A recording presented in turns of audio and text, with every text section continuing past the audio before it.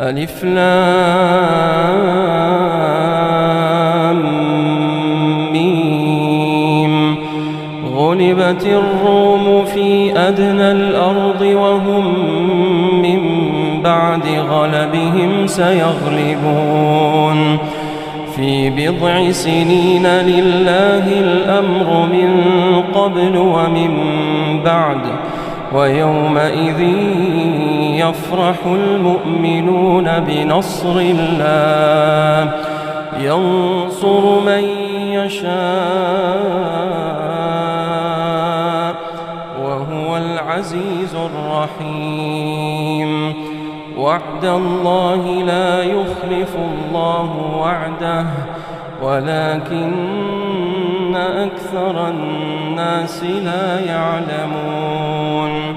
يعلمون ظاهرا من الحياة الدنيا وهم عن الآخرة هم غافلون.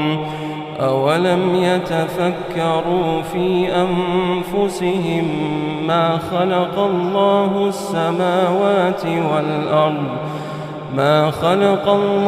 السماوات والأرض وما بينهما إلا بالحق وأجل مسمى وإن كثيرا من الناس بلقاء ربهم لكافرون. أولم يسيروا في الأرض فينظروا كيف كان عاقبة الذين من قبلهم كانوا أشد منهم قوة وأثاروا الأرض وعمروها أكثر مما عمروها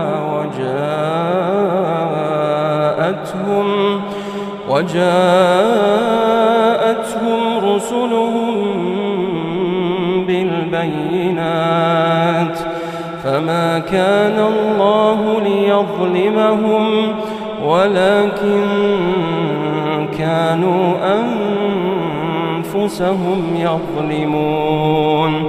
ثم كان عاقبة الذين أساءوا السوء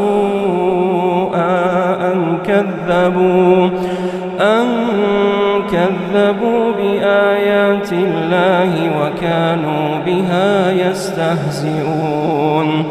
الله يبدأ الخلق ثم يعيده ثم إليه ترجعون. ويوم تقوم الساعة يبلس المجرمون ولم يكن لهم من شركائهم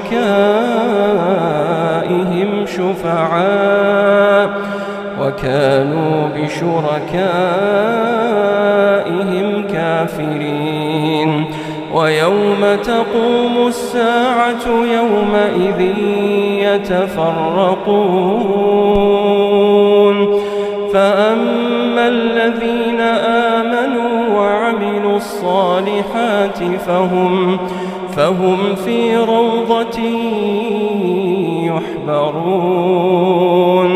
وأما الذين كفروا وكذبوا بآياتنا ولقاء الآخرة فأولئك في العذاب محضرون. فسبحان الله حين تمسون وحين تصبحون وله الحمد في السماوات والأرض وعشيا وحين تظهرون. يخرج الحي من الميت ويخرج الميت من الحي ويحيي الأرض بعد موتها وكذلك تخرجون. ومن آياته أن خلقكم من تراب ثم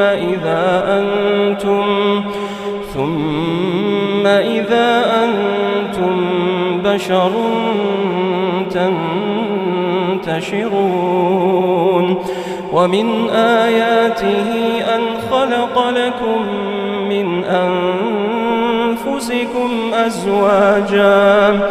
أزواجا لتسكنوا إليها وجعل بينكم مودة ورحمة إن في ذلك لآيات لقوم يتفكرون ومن آياته خلق السماوات والأرض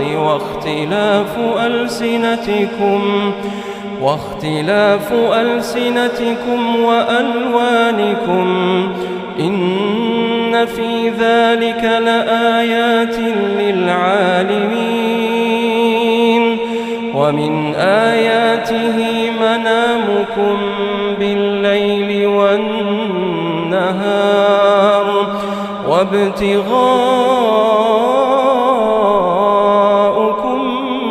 من فضله إن في ذلك لآيات لقوم يسمعون ومن آياته يريكم البرق خوفا وطمعا وينزل من السماء ماء فيحيي به الأرض بعد موتها إن في ذلك لآيات لقوم يعقلون ومن آياته أن تقوم السماء والأرض بأمره ثم إذا دعاكم دعوة من الأرض إذا أنتم تخرجون وله من في السماوات والأرض كل له قانتون شهر رمضان الذي أنزل فيه القرآن